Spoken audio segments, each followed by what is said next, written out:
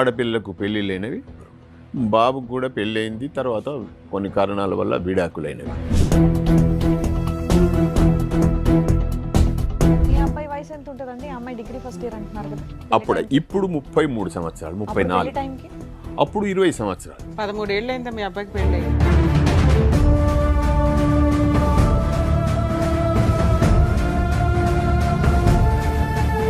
రెండో పెళ్లికి 20 సంవత్సరాలు అయితే మరి ఫస్ట్ మ్యారేజ్ ఎన్ని సంవత్సరాలు అప్పుడు చేశారు? అదే మేడం, 20 సంవత్సరాలు అప్పుడు చేసినాం. అప్పుడు ఫస్ట్ మ్యారేజ్ 20 సంవత్సరాలు, రెండో మ్యారేజ్ ఎన్ని సంవత్సరాలకి? రెండో మ్యారేజీ 4 సంవత్సరాలకి.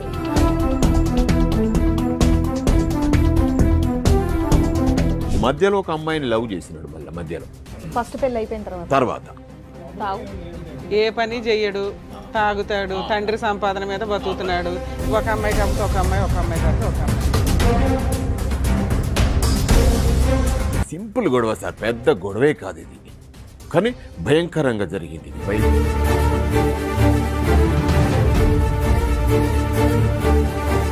నాకు అందరికి టీ తాగుతాను, నువ్వు పని చేయొద్దన్న కదా, మళ్ళీ ఎందుకు చేస్తున్నావు అని ఎవరన్నారు? నేను మీ కోడల్ని? నా కోడల్ని. మా కొడుకు ఇటు కూర్చున్నాడు, మా మనవడు ఇక్కడ ఉన్నాడు, మా భార్య అక్కడ ఉన్నది. టీ కప్పు కూడా సర్దవద్దన్నారా డాక్టర్?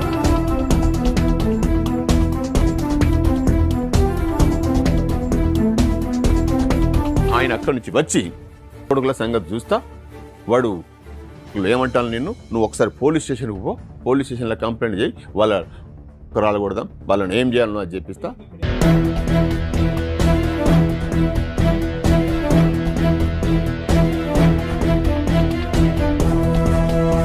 మా మామ రమ్మంటాడు, మా అత్తమ్మ కూడా మా మామ బెడ్రూమ్లోకి పోమంటది, మా భర్త కూడా మా డాడీ దగ్గరికి పో.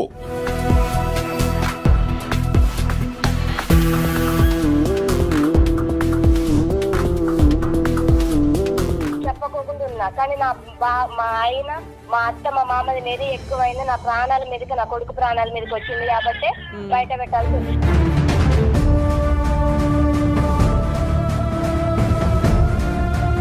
రెండో ప్రెగ్నెన్సీ ఎందుకు తెచ్చుకున్నా? ఒక్క నిమిషం నాన్న, కరెక్టే నువ్వు మాట్లాడుతుంది. ఇట్లాంటి హీనమైన కల్చర్ని మేము కూడా యాక్సెప్ట్ చెయ్యము.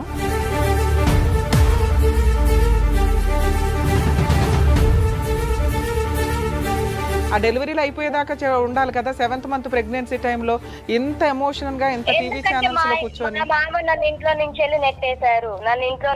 వాళ్ళు ఇంట్లో నుంచి నెట్టకపోతే నువ్వు ఆ హెరాస్మెంట్ భరిస్తూనే ఉండేదానివి.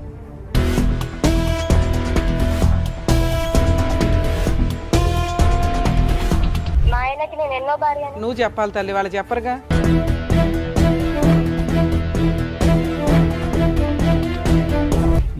ఏం అడుగుతావు? మీరు ఎలా అడుగుతున్నారు? అమ్మాయిని రమ్మని చెప్పి మీ ఇంటికి మళ్ళీ మానభంగం చేశాడు మా మామ అని చెప్తాడు. రెడీయా మీరు ఆ కేసు ఫేస్ చేయడానికి?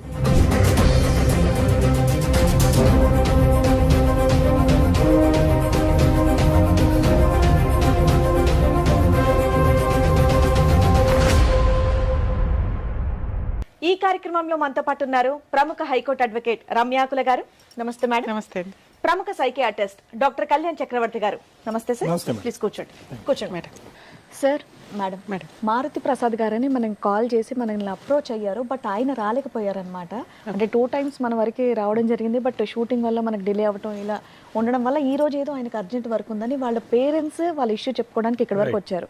సో మారుతి ప్రసాద్ గారి ఫాదర్ సత్యనారాయణ గారు అండ్ అలాగే వాళ్ళ మదర్ రాధా గారు. సో వాళ్ళ ఇష్యూ ఏంటో ఒకసారి కనుక్కుందాం. నమస్తే అండి. నమస్తే అమ్మా, చెప్పండి సార్, ఎక్కడి నుంచి వస్తున్నారు? సార్, మేము మంతని, పెద్దపల్లి డిస్టిక్ మంతనిలో ఉంటాం. సింగరేణిలో ఉద్యోగం చేశాను మేడం. రిటైర్మెంట్ అయినా ప్రస్తుతానికి ఇప్పుడు వ్యవసాయం చేస్తున్నాం. మాకు 2 ఆడపిల్లలు, ఒక మగ అబ్బాయి మారుతి ప్రసాద్. ఆడపిల్లకు పెళ్ళిళ్ళైనవి, బాబుకు కూడా పెళ్ళయింది. తర్వాత కొన్ని కారణాల వల్ల విడాకులైనవి అయింది మేడం. విడాకులైన తర్వాత మళ్ళీ మేము మ్యారేజ్ బ్యూరోలకు అక్కడ వాళ్ళకి వీళ్ళకి చెప్పంగానే ఖమ్మం గురించి మాకు పలానా కాడ అమ్మాయి ఉంది, ఆ అమ్మాయికి ఇంతకుముందు పెళ్ళయింది, ఒక అమ్మాయి కూడా ఉంది, పాప ఉన్నది, మీకు ఇష్టమైతే ఒకసారి వచ్చి చూసుకోండి. సో అమ్మాయికి కూడా పెళ్ళి అయ్యి విడాకులు చనిపోయింది, భర్త చనిపోయాడు. చనిపోతే ఒక పాప ఉన్నది. ప్రసాద్ మొదటి పెళ్లిలో ఏంటి సార్ సమస్య? ఎందుకు విడాకులైంది? ఆమె పెళ్ళైన ఎంతకాలం విడాకులైంది? విడాకులైన కొద్ది రోజులకే పెళ్ళైంది. ఏంటి సమస్య? ఏంటి? వాళ్ళు మా చుట్టాల అమ్మాయినే ఇచ్చిండ్రు. వాళ్ళు అప్పుడు చుట్టాల అమ్మాయిని ఇస్తే అప్పుడు యూనివర్సిటీ తేడా ఉన్నది, వాళ్ళదొక జిల్లా మాదొక జిల్లా, వాళ్ళది మంచిర్యాల మాది కరీంనగర్ జిల్లా. ఆ శాతవాహన యూనివర్సిటీ, ఉస్మానియా యూనివర్సిటీ అని ఆ డిస్టిక్లనే చదవాల్సి వచ్చింది. ఆమె డిగ్రీ ఫస్ట్ ఇయర్లో పెళ్లి చేసుకున్నారు. నేను పై చదువుల కోసం ఈయన కొద్దిగా డ్రింక్ చేస్తాడు మా బాబు. అప్పటి నుండి కూడా డ్రింక్ అలవాటు, తాగుడు ఏం పని అలవాటు. చేస్తాడు మీ అబ్బాయి? మా బాబు అప్పుడు సింగరేణిలో కాంట్రాక్ట్ లైసెన్స్ తీసుకున్నాడు, కానీ కాంట్రాక్ట్ ఇప్పటి వరకు ఆయన ఎప్పుడు చేయలేదు. నేనే ఉద్యోగం చేసేది. మామూలుగా మాకు పెద్ద అలవాట్లు ఏమి లేవు కాబట్టి జీవనం గడిచేది. మేము ఇంత చేసుకొని ఓ ఇల్లు కట్టుకున్నాం. తర్వాత ఈ ఖమ్మం అమ్మాయి దగ్గరికి పలానా అనగా మేము ముగ్గురం పోయినాం, చూసుకున్నాం. సరే అని వాళ్ళకు నచ్చింది, సరే అని. మీ అబ్బాయి వయసు ఎంత ఉంటుందండి? అమ్మాయి డిగ్రీ ఫస్ట్ ఇయర్ అంటున్నారు కదా. ఇప్పుడు 33 సంవత్సరాలు, 34. టైంకి అప్పుడు 20 సంవత్సరాలు. 13 ఏళ్ళు అయిందా మీ అబ్బాయికి పెళ్ళి? పెళ్ళి రెండో పెళ్లికి 20 సంవత్సరాలు అయితే మరి ఫస్ట్ మ్యారేజ్ ఎన్ని సంవత్సరాలు అప్పుడు చేశారు? అదే మేడం, 20 సంవత్సరాలు అప్పుడు చేసినాం. అప్పుడు ఫస్ట్ మ్యారేజ్ 20 సంవత్సరాలు, రెండో మ్యారేజ్ ఎన్ని సంవత్సరాలకి? రెండో మ్యారేజీ 4 సంవత్సరాలు. రైట్. మధ్యలో ఒక అమ్మాయిని లవ్ చేసినాడు మళ్ళీ మధ్యలో, ఫస్ట్ పెళ్ళి అయిపోయిన తర్వాత. మరి ఆ అమ్మాయి ఏమైంది? ఆ అమ్మాయి వాళ్ళ ఫాదర్కి ఉద్యోగం అంటే వాళ్ళ ముగ్గురు ఆడపిల్లలు, వాళ్ళ ముగ్గురు అక్క చెల్లెళ్ళు అయితే ఈయనకు ఉద్యోగం ఇస్తా అని చెప్పి కొంతమంది, లేదు ఇంకో అల్లునికి ఉద్యోగం ఇవ్వాలని ఈ డిస్కస్లో గొడవ అయ్యి లవ్ ఫెయిల్యూర్ అయిపోయింది. ఫెయిల్యూర్ అయిపోయిన తర్వాత ఖమ్మం అమ్మాయి దగ్గర. మీరు మొదటి పెళ్లి నుంచి ఇప్పటి వరకు మీ అబ్బాయి తాగుతూనే ఉన్నాడా? తాగుడు మధ్యలో బంద్ చేయలేదు సార్, బంద్ చేయలేదు. అంటే తాగుతూనే ఉంటాడు మామూలుగా. ఏ పని చెయ్యడు, తాగుతాడు, తండ్రి సంపాదన మీద బతుకుతాడు. ఒక అమ్మాయి కాకపోతే ఒక అమ్మాయి, ఒక అమ్మాయి కాకపోతే ఒక అమ్మాయి. ఇవి మాత్రం వాస్తవాలు నిజాయితీగా ఒప్పుకుంటున్నారు. అది కొంచెం నిజంగా మా అబ్బాయి కదా దాచి పెడదాం అనేటువంటి, ఎందుకంటే దాచి పెడితే ఇప్పుడు నేను మళ్ళీ మీ దగ్గర చెప్పుకో న్యాయం అడగాలి సార్. మాకు పరిష్కారం వ్యసనం ఉందనేది పరిష్కారం మిమ్మల్ని అడగాలి. ఏ వయసు నుంచి ఉందండి? 20 సంవత్సరాలకే మొదటి పెళ్ళి అన్నారు కదా, అప్పటి నుంచే తాగుతున్నారు? అప్పటి నుండి తాగుతారు మేడం, అంతకు ముందు నుండి. ఏం చదువుకున్నాడు మీ అబ్బాయి? మా అబ్బాయి 10వ తరగతి పాస్ కావడానికి నానా తప్పలబడి 10వ తరగతి పాస్ చేయించను. ఇది ల్యాబ్ టెక్నీషియన్ ఇంటర్మీడియట్ అది చేస్తే వెళ్ళలేదు. ఇక అప్పటి నుండి ఆయన అలవాట్లు ఆయనకు, మా అలవాట్లు నేను ఉద్యోగం చేసుకోవాలని నేను. కష్టం మీ అబ్బాయితోట మీ కోడలతోట? ఇప్పుడు వచ్చింది మొదటి నుంచి మా అబ్బాయితోని, ఇవ్వాలని మాత్రం మా కోడలతోని. ఓకే, అంత వన్ డేలో ఏం ట్విస్ట్ జరిగింది? 3 years బ్యాక్ పెళ్లి దగ్గర నుంచి చెప్పండి ఏమైంది? అయితే మేము ఖమ్మం పోయి చూసి వచ్చిన తర్వాత 3 లక్షల రూపాయలు కట్నం మాట్లాడుకున్నాం. మీరు ఎంత బంగారం పెడతారు అని అంటే, మాకేం తక్కువేం లేదు, ఉద్యోగం చేస్తున్నాం, ఇంతో అంత ఉన్నది, పెద్ద ఇల్లు ఉన్నది, కిరాయిలు వస్తే అవి పర్వాలేదు. ఇంత నేను రిటైర్ అయిన తర్వాత వచ్చిన పైసలతో పొలాలు కొనుక్కున్నాం. 15 ఎకరాల వరకు కొనుక్కున్నాం సార్. 15 ఎకరాల పొలం ఉంది, ఒక 2 పెద్ద ఇండ్లు ఉన్నాయి. మంత్రిలో ఒకటి ఉన్నది, గోదావరి. ఇదంతా నేను సంపాదించుకున్నాను సార్. మా అమ్మ నాన్న, మా తల్లిదండ్రి ఆస్తి కూడా నేను తీసుకోలేదు. మా బ్రదర్స్కు వాళ్ళు కొంత తీసుకున్నారు, కొంత వాళ్ళ దగ్గర ఉన్నది కూడా గంతట్నే ఉండేవాళ్ళు. అయిన తర్వాత మేము ఈ అమ్మాయిని పెళ్లి చేసుకునేటప్పుడు మీరు ఎంత పెడతారంటే, పర్వాలేదా ఎంత అడిగినంటే వాళ్ళు 6 తులాలు మేము అడిగిళ్ళు. 6 కాదు, ఇంకో తులం ఎక్కువైనా పర్వాలేదు, మా ఇంట్లోనే ఉంటుంది కదా అని చెప్పి 8 తులాలు ఏమో పెట్టినాం. అక్కడనే వరంగల్నే కొన్నాం, అయిపోయింది. అది తీసుకున్నాం. పెళ్ళి జరిగింది. పెళ్ళి అయిన తర్వాత ప్రెగ్నెన్సీ అయింది, ఒక బాబు. ఈ 3 yearsలో వచ్చిన 2వ సంవత్సరంలోనే మళ్ళీ బాబు అయిన తర్వాత నేనేం చెప్పినా, నాన్న మనకు వారసుడు వచ్చిండు, ఈ దీంట్లో నుంచి ఒక 2 ఎకరాలు ఇక అంతా నా మీద ఉంటే, ఇది ఈ రైతు బంధు కూడా వస్తలేదు, చేస్తావా అంటే, సరే డాడీ మరి చెయ్యి, మరి ఎక్కడైనా ఒకటి చేద్దాము అని అనుకున్నాం. ఈ అనుకున్న క్రమంలో మళ్ళీ అట్లనే ఈయనకు ఆధార్ కార్డు కావాలి కదా, ఈ ఆధార్ పుట్టిన మా మనవనికి ఆధార్ కార్డు రావడానికి 5-6 నెలలు పట్టింది. ఈ 5-6 నెలల్లో మళ్ళొక ప్రెగ్నెన్సీ కన్ఫామ్ అయింది. అరే ప్రెగ్నెన్సీ కన్ఫామ్ అయింది కదా, మరి చెరొక 2 ఎకరాలు చేస్తే అయిపోతుంది, ఇదంతా వ్యవహారం ఎందుకు ఇప్పుడు మళ్ళీ ఎందుకంటే సరే అనుకున్నాం. 4వ నెల, 5వ నెల, 6వ నెల, 8వ నెల, 7వ నెల వరకు వచ్చింది. 7వ నెలకు వచ్చి రాగానే వీళ్ళు ఏం చేసినారు, హాస్పిటల్ పోయినారు. సింపుల్ గొడవ సార్, పెద్ద గొడవే కాదు ఇది, కానీ భయంకరంగా జరిగింది ఇది. ఇప్పుడైతే కళ్ళకు నీళ్ళు వస్తున్నాయి, భయంకరంగా వ్యవహారం. 7వ నెలకి ఏమైంది, వీళ్ళు హాస్పిటల్ పోయిన తర్వాత జనరల్గా డాక్టర్లు ఏం చేస్తారు, గైనకాలజిస్ట్ మీరు రెస్ట్ తీసుకోవాలమ్మా. సరే వీళ్ళు వచ్చి రెస్ట్ తీసుకోవాలన్నట అని మా భార్యతోని, మా భార్య, నా కొడుకు, మా మనవడు అందరూ అడగలుకుంటాం చెప్పిళ్ళు. నేను కూడా విన్న తర్వాత సర్లే పొద్దున మాట్లాడదాము, ఇప్పుడు ఎందుకు నేను ఎటో పోయి వచ్చిన, సాయంత్రం పొలం దగ్గరికి పోయి వచ్చిన. ఇవేంటంటే పొద్దున 6 గంటలకు లేచి నేను ఉయ్యాలలో కూర్చున్నా, అన్ననే పండుకుంటా, అక్కడనే కూర్చుంటా, అట్లనే కూర్చుండి ఈమె మా కోడలు లేచి ఊడ్చుకుంటూ వస్తుంది. రాత్రి అన్నమాట నాకు గుర్తున్నది, నేను సాయంత్రం అన్నది, నేను రెస్ట్ తీసుకోవాలన్నారు కదమ్మా, నువ్వు ఊడవకు, అత్తమ్మే ఊడుస్తుంది, వంట చేస్తుంది, మీ రూమ్లోకి పంపిస్తుంది, నువ్వు పని చేయొద్దు. ఎందుకు అంటే కొద్దిగా వ్యంగ్యంగానే మాట్లాడినా. ఎందుకు మాట్లాడాల్సి వచ్చింది అంటే అసలు మా ఇంట్లో పని ఏమి లేదు, ఇల్లు ఊడవడమే పని, ఇంకో పని ఏం లేదు. బయట పాపం ఆమె చేస్తుంది, వంట చేసుకొని తింటాం. ఇక బయటి పనులన్నీ నేనే చేస్తాను, కూరగాయలు తెచ్చుడు కానీ, పొలం దగ్గర పోవుడు కానీ, ఇతరత్ర బయటి పనులన్నీ నేనే చేస్తాను. ఇక మా బాబు కూడా ఇంట్లోనే ఉంటాడు, ఆయన ఏం పని చేయడు, ఎవ్వరేం పని చేయరు ఇంట్లో. ఒకరిని నేను బయట పనులు చేస్తా, ఈమెమో ఇంట్లో పని ప్లస్ వంట చేస్తాను. టీ పెట్టింది ఈమె, టీ నాకు అందరికి టీ తాగుతాను, నువ్వు పని చేయొద్దన్న కదా, మళ్ళీ ఎందుకు చేస్తున్నావు అని ఎవరన్నారు? మీ నేను మీ కోడల్ని? నా కోడల్ని. మా కొడుకు ఇటు కూర్చున్నాడు, మా మనవడు ఇక్కడ ఉన్నాడు, మా భార్య అక్కడ ఉన్నది. టీ కప్పు కూడా సర్దవద్దన్నారా డాక్టర్? వాళ్ళు అనలేదు, నేను అంటున్నా మీరు అంత కేరింగ్గా చూసి ఊడు వద్దన్నా. కొద్దిగా కోపం వచ్చింది నాకు, అసలు మన ఇంట్లో పని ఏముందమ్మా, అసలు పనే లేదు, నేను నువ్వు అప్పుడే నచ్చు కదా, నాకేం పని లేదు అని ఇంటెన్షన్ నాది. మన ఇంట్లో పని లేదు కదా, మేము రెస్ట్ సార్ అంటే అయిపోయేది. అనగానే ఆమెకు కళ్ళకు నీళ్ళు వచ్చినాయి, ఏడుస్తున్నది. అవును, మరి మామగారు కోడల్ని వ్యంగ్యంగా అంటే డెఫినెట్గా ఏడుస్తా. అరే ఏడిచేమంటది, నేను మా అమ్మకు ఫోన్ చేస్తా ఉన్నది. సరే చేయమ్మా, ఫోన్ ఇయ్యరా నాన్న అని మా కొడుకుతో చెప్పిన, వాడు ఫోన్ ఇచ్చిండు. లేదు ఆమె ఫోన్తోనే చేస్తా అన్నది, ఆమె నీ ఫోన్తోనే చేసుకోవాలి. ఫోన్ మాట్లాడంగా వాళ్ళ అమ్మ సర్ది చెప్తాంది. ఏందే ఇంత పొద్దున లొల్లి, ఏదో కలుపుకొని పోవాలి, ఏదన్నా ఉంటే సర్దుకొని పోవాలి, నువ్వు అట్లా ఉన్న మనిషివి, ఇప్పుడు అనవసరమైనటువంటి ఇదే తతంగం ఎందుకు చేస్తాను చెప్పి మీ కోడలికి సర్ది చెప్పింది వాళ్ళ సర్ది చెప్తాంది మా అయ్యపురాలు.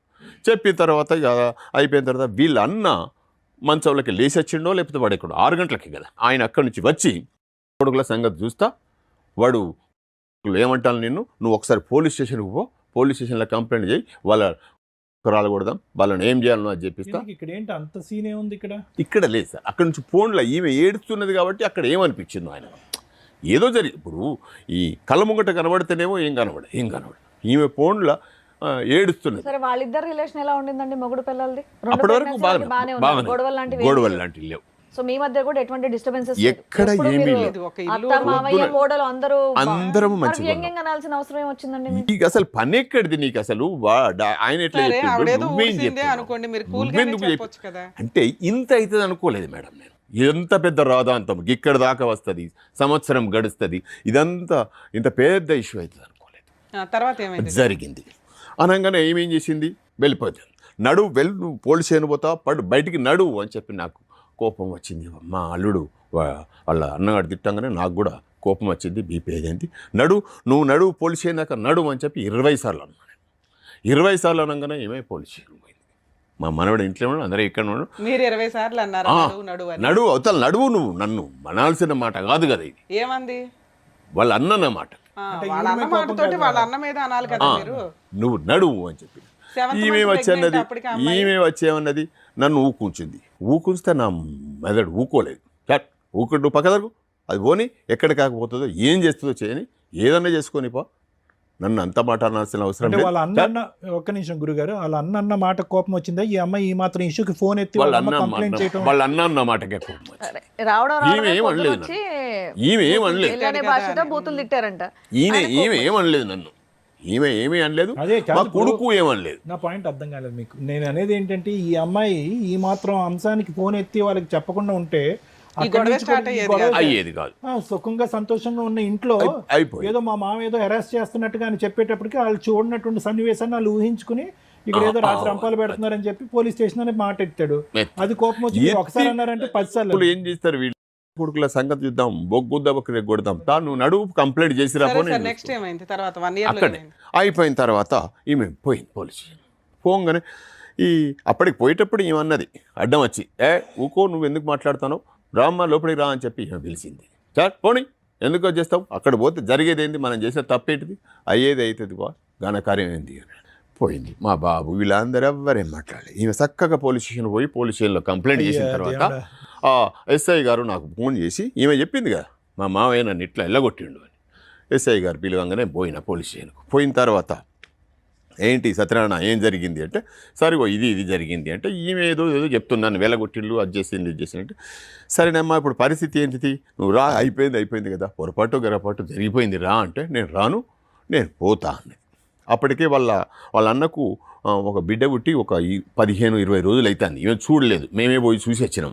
ఎందుకంటే ఈమె ప్రెగ్నెంట్ ఏదో 6 నెలలు 7 నెలలు అట్లా ఇప్పుడు పోవద్దు అనే దాని మీద ఈమె పోలేదు. ఆ ఆలోచన కూడా ఉండవచ్చు, పోయి రాని అని నేను అనుకున్నా, మేము అందరం అనుకున్నాం అదేమాట.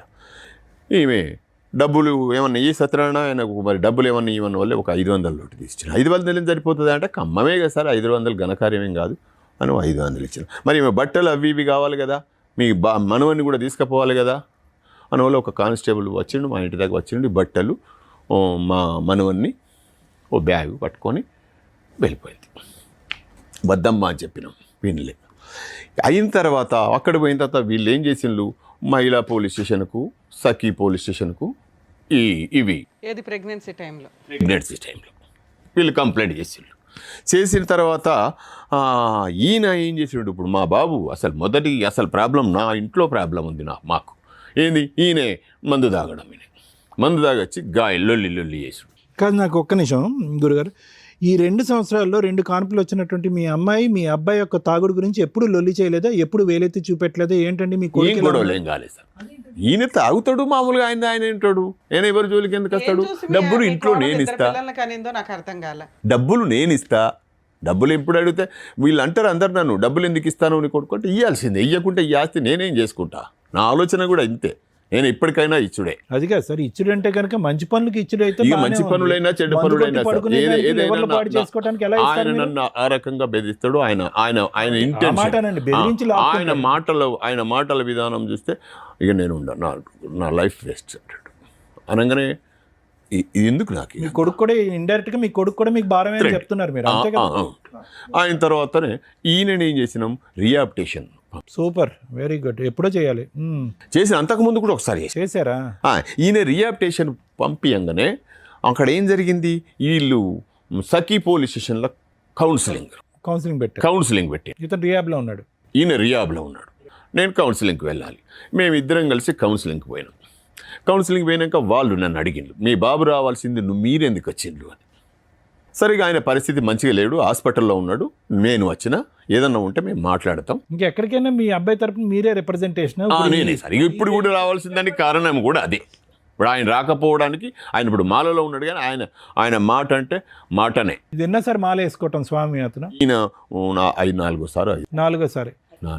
ఆ 4-5 సార్లే తాగుడు ఆపటం ఈ 15-20 సంవత్సరాలు, అంతే. హనుమాన్ మాల వేస్తాడు, తాగడు కదమ్మా, మిగతా టైం అంతా దుర్గమాత మాల వేస్తాడు. చెప్పండి, మీరు చెప్పింది బాగుంది. ఇవన్నీ కౌన్సిలింగ్ కి మీరు వెళ్ళారు? మేమిద్దరం వెళ్ళిన తర్వాత ఇక వాళ్ళు మన మాట ఎందుకు అది చేస్తారు అంతా, ఇక వాళ్ళు లేదు మీరు ఆయనే రావాలి అది అంటే, సరేనమ్మా మీరు ఎట్లా అనుకుంటే అట్లా, మీకు నష్టం అయితే జరుగుతుంది, మీకే జరుగుతుంది నష్టం, ఇబ్బంది పడతారు, అటువంటిది కానిచ్చుకోకండి, ఇప్పటికైనా మంచిదే రండి. ఆయన ఎక్కడున్నాడు అంటే, వాళ్ళకి చెప్పారా? ఆయన ఎక్కడున్నాడు అంటే, ఆయనకి రియాబ్లో పోయిండు అన్న విషయం వాళ్ళకు కూడా అర్థమైంది. నేను మాత్రమే హాస్పిటల్లో ఉన్నాడు అన్న వాళ్ళకు, రిహాబిలిటేషన్లో ఉన్నా అన్న విషయం వాళ్ళకి అర్థమైన తర్వాత ఇక వాళ్ళు సరేలే, ఇక మీరు అట్లా కాదు, మేము పోలీస్ స్టేషన్కే పంపిస్తాం, మీరు కేసు అక్కడికే రండి. సరే ఇంకొకసారి తీసుకొని వస్తే అవకాశం ఇవ్వండి మేడం అని చెప్పి వాళ్ళని కూడా అన్నా. సరే వాళ్ళు ఏం చేసిండ్రు, ఇంకోసారి అవకాశం ఇచ్చిండ్రు. ఇంకోసారి ఈయనని తీసుకువచ్చి ఈయనతో మళ్ళీ పోయినాక కూడా మళ్ళీ పోలే, ఇంకోసారి అవకాశం ఇచ్చిండ్రు. ఎప్పుడు 28వ తారీఖు, జనవరి 28 తారీఖు పోయేసరికి అంతకు క్రితమే ఒక 2 సంవత్సరాల క్రితం మా చిన్న బిడ్డకును మా చిన్నల్లునికి గొడవలైనవి. 2 సంవత్సరాల క్రితం, దానికి 2 సంవత్సరాల క్రితం వీళ్ళు గొడవై, మా బిడ్డ వేరే ఉంటుంది, మా బిడ్డకు 2 ఆడపిల్లలు, ఒక మనవరాలేమో అల్లుని దగ్గర ఉంటుంది, ఒక మనవరాలు మా బిడ్డ దగ్గర ఉంటుంది, వీళ్ళు వేరు ఉంటారు. ఈ క్రమంలో 28 తారీఖు వెళ్ళాల్సింది ఉన్నది. ఈ క్రమంలో మా అల్లుడు అంటే మా చెల్ల కొడుకే ఇచ్చినాం సంబంధం, ఆయన మా చెల్ల కొడుకే. వీళ్ళు ఏం చేసిండు, మా అల్లుడు మా కోడలు 2 కలుసుకున్నారంటే, ఈయన ఆమెకు ఫోన్ చేసిందా, ఆమె ఈయనకు ఫోన్ చేసిందా? ఫోన్ చేసిన తర్వాత ప్లాన్ వేసిండు. ఏంటిది ప్లాను? వాడిని రావుల సత్యనారాయణ అనేటువంటి నిన్నుంచి కాదమ్మా, వాని అంచుడంటే ఎవ్వరి నుంచి కాదు, నేను చెప్తాను విను, నువ్వు ఒక్కసారి రా మా ఊరికి రా మంతెనకు అని చెప్పి మంతెనకు పిలిపించుకున్నాడు వీడు. ఎవడు? మా అల్లుడు. చెల్లే నేను నీకు ఒక మాట చెప్తా విను, ఈ పద్ధతి ప్రకారం చేస్తే వాడి తలకాయ తెల్లవారి వాడు ఊరు పెట్టుకోవాలన్నాడు చౌరస్తాను పోయి. నేను ఆ పని చేస్తా, నేను చెప్పినట్టు విను అని మా చుట్టాలే సార్ అందరు, మా ఊళ్ళో అందరూ మా చుట్టాలు, మా మామలు, తాతలు, బావలు, బామర్దులు అందరూ ఉంటారు. ఈ అందరి ఇళ్ళకు వీడు మా కూడలు తీసుకొని పోయిండు. ప్రెగ్నెంట్తో ఉన్నది పాప ఇంత. అందరికి దండం పెట్టి మా మావ నన్ను గుంజిండు, మా మావ రమ్మంటాడు, మా అత్తమ్మ కూడా మా మావ బెడ్రూమ్లోకి పోమంటుంది, మా భర్త కూడా మా డాడీ దగ్గరికి పో. మీకు ఒకసారి వీడియో పెట్టిన సార్, చూసింది అనుకుంటా మీరు. పెట్టినారా మీరు? అయితే ఇవన్నీ చెప్పుకుంటా ఊరందరికి చెప్పేసింది. ఈ ఊరందరూ ఒక్కడికి జమ అయిండ్లు. ఏది ఫిబ్రవరి 9 తారీఖు అనుకుంటుంది. పెళ్ళిళ్ళు ఉన్నాయి. మేము 17 తారీఖు 13 తారీఖు ఒక అమ్మం పోవాల్సింది. 2 రోజుల ముందే మేమే వస్తాము అని చెప్పి మాకు మతలబు చేసి వాళ్ళు వచ్చిండు. ఈమె ఒక పెళ్ళికి పోయింది, మా కొడుకో పెళ్ళికి పోదామని రెడీ అయిండు. నేను పొలం దగ్గర ఉన్నా. నాకు పొలం దగ్గరికి ఫోన్ చేసిండు, నువ్వు రా, మీ ఇయ్యపురాళ్ళు అది బండేసి కారు వేసుకొని వచ్చిండ్లు, అందరు జమైండ్లు, ఈ చింత చెట్టు కాడికి వస్తే పంచాయతీ. సరే నేను వస్తానే, చిన్న పని ఉన్నది, వీళ్ళకు ఈ వర్కర్ల కూలీలకు పని చెప్పి నేను ఒక పావు గంట అరగంటలో వస్తా అన్న. నేను అరగంటలో వచ్చే వరకు వీళ్ళంతా నాకు అర్థమైపోయింది, సీన్ అంత ఉల్టా పల్టా అయిపోయింది. నా మీద ఇంత దుర్మార్గునివా అనే మాటలు గుసగుసలు నాకు వినబడతాయి. అనగానే నేనేం చేయాలి? మీ అమ్మాయి ఎక్కడ ఉంది వాళ్ళ పాపతోటి? వదిలేసి వచ్చిన అమ్మాయి తెలిసి వస్తే కనుక బ్రహ్మదేవుడి మీద ఒట్టు, నేను తాగుడు ఆపేస్తానని చెప్పి శపథం చేయాలి. కానీ ఇక్కడికి వచ్చిన తర్వాత మీరు మీ ద్వారా ఏమన్నా మాకు మంచి జరిగితే సంతోషపడతాం సార్. ఇలా మీరు ఇక్కడికి వస్తున్నట్టు తెలుసా అమ్మాయికి? తెలీదు. ఇంతకుముందు తెలుసు, ఇంతకుముందు ఫోన్ చేసింది అమ్మాయికి కూడా ఫోన్ చేసింది. హలో ఎవరండి? హలో మౌనిక గారండి మాట్లాడేది? అవునండి. నేను సుమన్ టీవీ పద్మవ్యూహం ప్రోగ్రామ్ నుంచి శ్రీవాణిని మాట్లాడుతున్నాను. చెప్పండి. ఇక్కడ అడ్వకేట్ రమ్య గారు మీతో మాట్లాడతారు, ఒక నిమిషం మాట్లాడండి.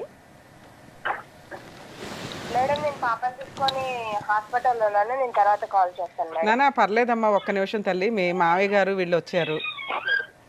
ఏంటి అసలు ఆయన మీద ఒక ఎలిగేషన్ ఒకటి సీరియస్ గా నడుస్తుంది. ఏం జరిగింది నాన్న? అవును, తను చేసిందే నేను చెప్పాను మేడం. మా మామ నన్ను సెక్సువల్ గా చాలా ఇబ్బంది పెడుతున్నాడు. ఎందుకంటే అంత ఘోరంగా ఇబ్బంది చేస్తున్నారు. నాన్న ఆ విషయం మీద మీరు కంప్లైంట్ ఇవ్వకుండా ఎందుకు భరించారమ్మా అప్పటిదాకా, లాస్ట్ మినిట్ దాకా? ప్రెగ్నెన్సీలు వచ్చినాయి, ప్రెగ్నెన్సీలు గురించి వస్తున్నప్పుడు మీరు డాక్టర్ దగ్గర ఫస్ట్ మ్యామ్ చెప్పేది ఏంటంటే, నాకు ఫస్ట్ మ్యారేజ్ అయింది, నాకు ఒక పాప ఉన్నది. ఆ పాప ఫ్యూచర్ గురించి ఆలోచించి నేను ఎంతవరకు కూడా చెప్పకోకుండా ఉన్నా. కానీ మా ఆయన, మా అత్త, మా మామది నెరి ఎక్కువైంది, నా ప్రాణాల మీదకి, నా కొడుకు ప్రాణాల మీదకి వచ్చింది కాబట్టి బయట పెట్టాల్సి వచ్చింది. సరే నాన్న, మీరు పెళ్ళైన దగ్గర నుంచే ఈ హెరాస్మెంట్ ఉందా మీకు? స్టార్టింగ్ నుంచి? నా మా బాబు కడుపులో పడిన తర్వాత నుంచి ఉంది మ్యామ్. మరి రెండో ప్రెగ్నెన్సీ ఎందుకు తెచ్చుకున్నా? ఒక్క నిమిషం నాన్న, కరెక్టే నువ్వు మాట్లాడుతుంది. ఇట్లాంటి హీనమైన కల్చర్ని మేము కూడా యాక్సెప్ట్ చెయ్యము. ఇలా ఒక మామగారు, అత్తగారు, హస్బెండ్ హెరాస్ చేస్తుంటే నువ్వు రెండో ప్రెగ్నెన్సీ ఎందుకు తెచ్చుకున్నావు నాన్న? మ్యామ్ నాకు బయటకు వచ్చే వీలు ఉండకపోయేది. మా హస్బెండ్ మా అమ్మ వాళ్ళ ఇంటికి వచ్చినా కూడా పక్కనే వచ్చేది నాకు.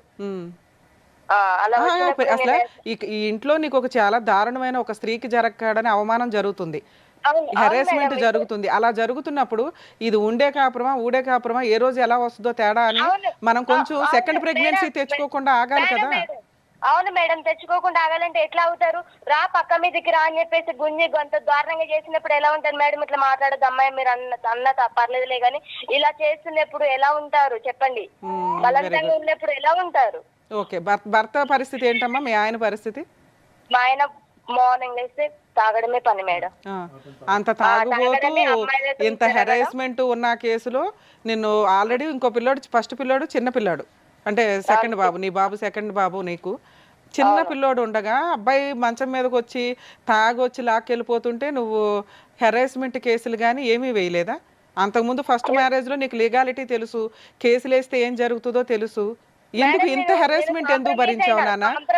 ఎందుకు భరించానంటే నేను కాంప్రమైజ్ అయ్యా జీవితంగా మేడం. మరి కాంప్రమైజ్ ఆ డెలివరీలు అయిపోయేదాకా ఉండాలి కదా. 7th మంత్ ప్రెగ్నెన్సీ టైంలో ఇంత ఎమోషనల్ గా ఇంత టీవీ ఛానల్స్ లో కూర్చొని మామ నన్ను ఇంట్లో నుంచి నెట్టేశారు. నన్ను ఇంట్లో నుంచి వాళ్ళు ఇంట్లో నుంచి నెట్టకపోతే నువ్వు హెరాస్మెంట్ భరిస్తూనే ఉండేదానివి.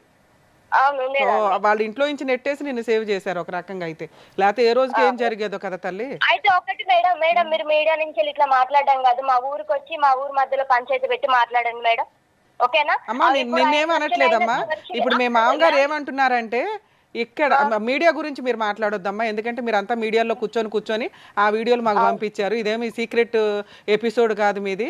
సో కాబట్టి మీ మొహాలు జనాలకు తెలియకుండా ఏమీ లేవు. అలాగే మీ మామగారు కానీ మీ హస్బెండ్ కానీ మీరు కానీ ఇక్కడ మీ తప్పేమీ లేదు. ఎందులో తప్పు ఉంది, ఏం చేయాలి, ప్రాబ్లం సొల్యూషన్ గురించి ఒక ఆలోచన అంతే. ఇక్కడ ఒక ఆడపిల్లకి ఇంత హెరాస్మెంట్ జరిగితే మేము ఊరుకోం తల్లి. అసలు ఇదే మాకు తెలిస్తే నేను ఏం చేయాలో అది చేసేదాన్ని, అవునా కాదా? దానికి మేడం మీడియాలో ఎలా మాట్లాడకండి అనడం కాదు. ఒక నిమిషం మేడం, మా మామ మీద ఎన్ని హెరాస్మెంట్ కేసులు ఉన్నాయి ఒక్కసారి చూస్తారా? మా మామ గురించి చెప్పునా, అందుకే ఇప్పుడు ఆయన చెప్పింది మేము నమ్మలేకే నీకు ఫోన్ చేసాం. నువ్వన్నా నిజం చెప్తావు ఏం జరిగిందని. ఇప్పుడు కొన్ని చెప్పావు, ఇంకేమున్నాయి చెప్పునానా? మ్యామ్ మా మామ అదే కండక్టర్ ని గాని గుంజితే అది గాని కేసు ఉంది. మొన్న మా ఇంటి పక్కన మాకు గోదావరికండ ఇల్లు ఉంది, ఆ ఇల్లు గురించి కూడా కేసు ఉంది. సరే అవి సివిల్ కేసులు ఆస్తిగదాలు ఎక్కడన్నా ఉంటే నాన్న.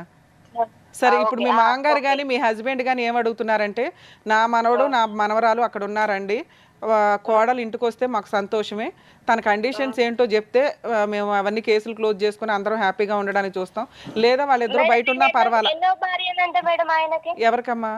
మా ఆయనకి నేను ఎన్నో భార్య? నువ్వు చెప్పాలి తల్లి, వాళ్ళు చెప్పరుగా మేడం. నేను మా ఆయనకి మీరు అడగాలిగా మేడం, అసలు ఆ అమ్మాయి అరే మీ మామగారు చెప్పడం ఒక మ్యారేజ్ అయ్యింది, ఆ డైవర్స్ తర్వాత ఎవరినో లవ్ చేశాడు, తర్వాత నీది లవ్ అయితే మ్యారేజ్ అవ్వలేదు కదమ్మా, మీది సెకండ్ మ్యారేజ్ అని చెప్పారు, మీరు చెప్పండి. లేదు మేడం, అమ్మాయితో కూడా మ్యారేజ్ అయింది, అమ్మాయితో కూడా డైవర్స్ అయింది. ఫస్ట్ అమ్మాయిని పెద్ద మనుషులలో కూర్చోబెట్టారు, నాకు ఆ కాగితాలు చూపేలే. తర్వాతకి అమ్మాయిది ఎంగేజ్మెంట్ వరకు వచ్చిన తర్వాత వాళ్ళ తాగుడు ఈయన ఎంగేజ్మెంట్ లో గురించి తెలిసి అది క్యాన్సిల్ అయిపోయింది. అది చెప్పారులేమ్మా, అది చెప్పారు. తర్వాత మంచి అమ్మాయి కోసం అని ఖమ్మం నుంచి మీ సంబంధం వస్తే, ఆ పిల్లలున్నా పర్లేదు, మంచి అమ్మాయి అబ్బాయిని అర్థం చేసుకొని ఉంటది, ప్రాపర్టీస్ ఉన్నాయి కదా, కాస్త కుటుంబం కంటిన్యూ అవుతుందని వాళ్ళు కొంచెం మంచి మనసుతో నీ దాకా వచ్చారండి. 3 అమ్మాయి వరకు ఎందుకు వచ్చింది? ఇద్దరు అమ్మాయిలు కూడా మా మామ హెరాస్మెంట్ ఉంటేనే వెళ్ళారు. మీరు మా ఊర్లో ఎంక్వైరీ చేసుకున్నా పర్లేదు మేడం. వాళ్ళు చెప్తారా నాన్న, వాళ్ళు ఎవరైనా చెప్తారా, ఫస్ట్ అమ్మాయి కానీ సెకండ్ అమ్మాయి కానీ? మేడం నాకు ఎట్లా టచ్ లో ఉంటారు, వాళ్ళ లైఫ్ వాళ్ళు చూసుకున్నారు. మరి నువ్వు అంత పెద్ద ఎలిగేషన్స్ వేసేయకూడదు కదా తల్లి. ఇక్కడ మేము కలపడానికి ఏమన్నా ఆప్షన్ ఉందా అని మేము వెతుకుతున్నాం. మీరు ఆల్రెడీ త్రూ అడ్వకేట్ ద్వారా ఒకసారి అడిగారంట కదమ్మా, ఫుల్ అండ్ ఫైనల్ సెటిల్మెంట్ కలిసి ఉండడానికి నాకు రెడీ అనండి అని. మేడం ఒకటి చెప్పనా మేడం, అమ్మా మా ఆయన వచ్చాడా మేడం? ఆయన మాల్లో ఉన్నాడు తల్లి, మాలలో ఉన్నాడు ఆయన. ఓకే మాలలో ఉన్నారు. అసలు నా భార్య నా పిల్లలు అని చెప్పేసి కొంచెమైనా ఉందా ఆయనకి?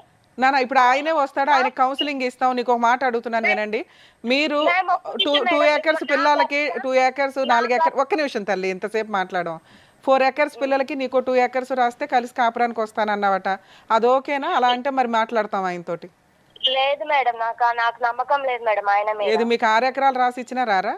లేదు మేడం, నాకు నమ్మకం లేదు మేడం. ఎవరి మీద లేదు అని చెప్పేసి నాకు నమ్మకం లేదు మేడం. ఆస్తి కాదు ముఖ్యం మేడం, నా ప్రాణం ముఖ్యం, నా పిల్లల భవిష్యత్తు ముఖ్యం మేడం. సూపర్ నాన్న, ఓకే వాళ్ళకి అదే కౌన్సిలింగ్ ఇస్తామమ్మా. 6 acres పక్కన పెట్టండి, అవి ఎవరిని అడిగే హక్కు లేదు, అది వాళ్ళ సెల్ఫ్ ఎక్వేడు. కేసులు చూసుకోండి, కోర్టులోనే చూసుకుంటే అప్పుడు ఏం న్యాయం జరుగుతుంది అది. నాన్న నువ్వేమన్నా 6 acres రాసిస్తే వస్తావేమో, మేము మామగారికి కౌన్సిలింగ్ ఇద్దాం అనుకున్నాం, నీకు ఆల్రెడీ ఇష్టం లేదు కాబట్టి ఓకే నాన్న, జాగ్రత్త, పిల్లల్ని జాగ్రత్తగా చూసుకోమ్మా. మేడం ఇంకొకటి మేడం, పిల్లల్ని ఉంచుకొని నా భర్త మొన్న కూడా ఒక అమ్మాయితో తిరుగుతున్నాడు మేడం, ఫోటోస్ కానీ పెడుతున్నాడు. మరి దీని గురించి మీరు చట్టపరంగా నాకు న్యాయం ఏం చేయరా మేడం? నాన్న మీకు ఆల్రెడీ అడ్వకేట్స్ ఉన్నారు, వాళ్ళు సెటిల్మెంట్లు మాట్లాడారు, మళ్ళీ ఇప్పుడు మీరేమో కాదంటున్నారు. సెటిల్మెంట్ ఏదన్నా ఉంటే మాట్లాడతాం, కానీ నీకు ఆల్రెడీ అడ్వకేట్లు ఉన్నారు, వీళ్ళకి అడ్వకేట్లు ఉన్నారు, కలిపి ఉంచడం కోసం ఈ స్టేజ్ విడగొట్టి ఆస్తి పంపకాలు చేయడానికి కాదు కదా తల్లి. మీ అడ్వకేట్ల ద్వారా పోరాటం చేయండి అమ్మా, జాగ్రత్త తల్లి. లేదండి ఇక్కడ క్లియర్గా అర్థమైపోతుంది కదా మేడం మాట్లాడారు కాబట్టి. తప్పుగా అనుకోకండి, ఇప్పుడు ఆ అమ్మాయి పెద్ద అలిగేషన్ ఏంటంటే పెళ్లి చేసుకుంది కొడుకు, కాపురం చేసేది నా తండ్రి అన్నట్టు ఉంది ఆ అమ్మాయిది. ఇంకా అటువంటి అలిగేషన్ చేసిన తర్వాత ఈరోజు మా కోడలు మాకు కావాలి అన్నా కూడా అది చాలా హాస్యాస్పదంగానే ఉంటుంది. ఆ అమ్మాయి ఇక్కడికి వచ్చినా కూడా చాలా విచిత్ర విడ్డూరంగానే ఉంటుంది. అలాంటి ఒక ఎలిగేషన్ వేసిన ఏ మామగారు కూడా యాక్సెప్ట్ చేయరు. మీరు అడుగుతుంటే అదంతా డమ్మీ అయిపోద్ది కదా, చాలా దారుణంగా ఉంటుంది, మీ క్యారెక్టర్లో పడిపోతాయి ఇవన్నీ. సార్ వాళ్ళ వర్షం విన్నారు కదా, మీరేమంటారు? సత్యనారాయణ గారు, ఇక్కడ మొత్తం ఇక్కడ ఎవరన్నా హీమ్యాను సూపర్ హీరో ఉన్నాడంటే మీ కొడుకు. ఒకటి ఏ తండ్రి అయినా ఏ తల్లి అయినా ప్రధానంగా గుర్తుపెట్టుకోవాల్సింది ఏంటంటే, ఈరోజు ఎక్కడా కూడా ఇటువంటి వేదిక మీద వచ్చినటువంటి తల్లిదండ్రులు ఎవరు కూడా వాళ్ళ కొడుకు మీద ఈ స్థాయిలో వేలెత్తి చూపెట్టలేదు. మీరు వస్తూనే నిజాయితీగా మా కొడుకు యొక్క క్యారెక్టర్ దరిద్రం అండి, మీరు చెప్పింది ఆ కొండ మీద ఉన్న ఆ చిన్న మొక్క స్థాయి చెప్తే కనుక కిందన ఎంత ఉంది 99% అన్నది మేము ఊహించుకోగలం. ఓకే, సో ఈరోజు మీ కోడల కంటే మీకు పెద్ద శత్రువు ఎవరైనా ఉన్నారంటే అది మీ కొడుకు. మీ కొడుకు ఎప్పుడు శత్రువు అయ్యాడు? మీకు ఎప్పుడో శత్రువు అయ్యాడు. ఎప్పుడైతే తాగుడుకు బానిస అయ్యాడో, ఎప్పుడైతే మీ దగ్గర డబ్బులు గుంజుకున్నాడో, ఎప్పుడైతే 10వ తరగతి 10 సార్లు రాశాడో అప్పటి నుంచే మీ కొడుకు ఒక తెగినటువంటి గాలిపటం. తెగిన గాలిపటానికి మనం ఏం చేయాలి అంటే కనుక దానికి సరిగ్గా తాడు కట్టి దాన్ని పట్టు బిగించి దాన్ని ఒక గాడిలో పెట్టిన తర్వాత అమ్మాయిని తీసుకొస్తారో, కోడలను ప్రేమించి పెళ్లి చేసుకుంటాడో ఆ తర్వాత మీ ఇష్టం. ఈరోజు ఎక్కడ తప్పు వచ్చింది ఇక్కడ? మీ కొడుకు ఏం పాత్ర పోషించాడు ఇక్కడ? అప్పటి నుంచి ఇప్పటి వరకు అతను పెళ్లి చేసుకుంది ఎవరినన్నా ఉంటే కనుక ఆ మందుబాటులను పెళ్లి చేసుకున్నాడు. మిగతా వాళ్ళందరూ కూడా తూతూ మంత్రంలాగా వచ్చి వెళ్ళిపోయినటువంటి వాళ్ళే. కానీ మీరు చెప్పినటువంటి వాళ్ళు ముగ్గురే అయితే కనుక, ఇద్దరు భార్యలు ఒక లవర్ అయితే కనుక ఊహించుకున్న వాళ్ళు ఎంతమంది ఉన్నారని చెప్పి ఆ అమ్మాయి అంటుంది. అది మనం ఇంకా నమ్మాలి. ఎందుకంటే మీ అబ్బాయికి చదువు లేదు, సంధ్య లేదు, ఒక పద్ధతి అయినటువంటి ఒక ఉద్యోగం లేదు, ఒక బాధ్యత లేదు. ఇవన్నీ ఏమీ చేయనటువంటి అబ్బాయికి ఈరోజు మీరు ఇక్కడ నోరు లేదు, ఈ తల్లికి నోరు లేదు. ఎందుకంటే కొడుకుని దారిలో పెట్టుకోలేకపోయింది. 2 ఆడపిల్లలు ఉన్నారు కాబట్టి, 3వవాడు కొడుకు కాబట్టి, అరే తై అంటే సై అంటే సైరా, తందన అంటే తందనారా అని చెప్పి నీ తాగుడికి డబ్బులు కావాలని చెప్పి ఫ్రీగా మీరిద్దరు ఏటీఎం మెషిన్ లాగా అతని తాగుడిని పోషించి పెద్ద చేసి ఈరోజు ఈ పరిస్థితి వరకు తీసుకొచ్చారు. ఇక్కడ ఇంకొక మాటే లేదు. ఇప్పుడు ఏమైంది?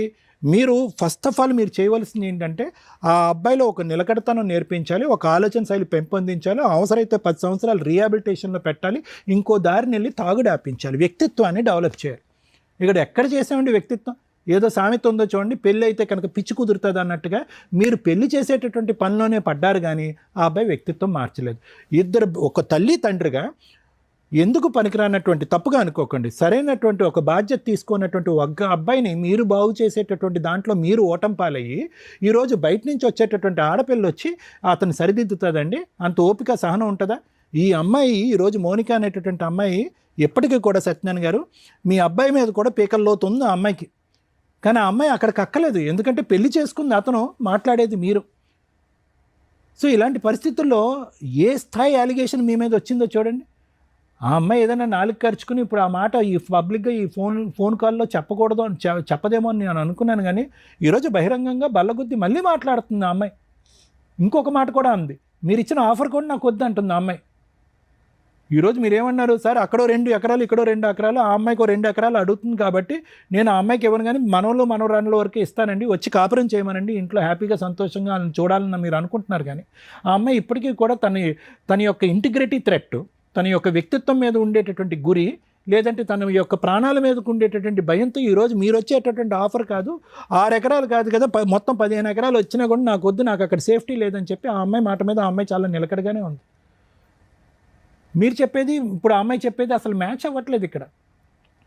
ఇక్కడ చూడండి, ఎన్ని పంచాయతీలకు మీ అబ్బాయి వెళ్ళాడు, ఎన్ని పంచాయతీలకు మీరు వెళ్ళారు, ప్రతి చోట మేము ఎక్కడ చూడలేదండి.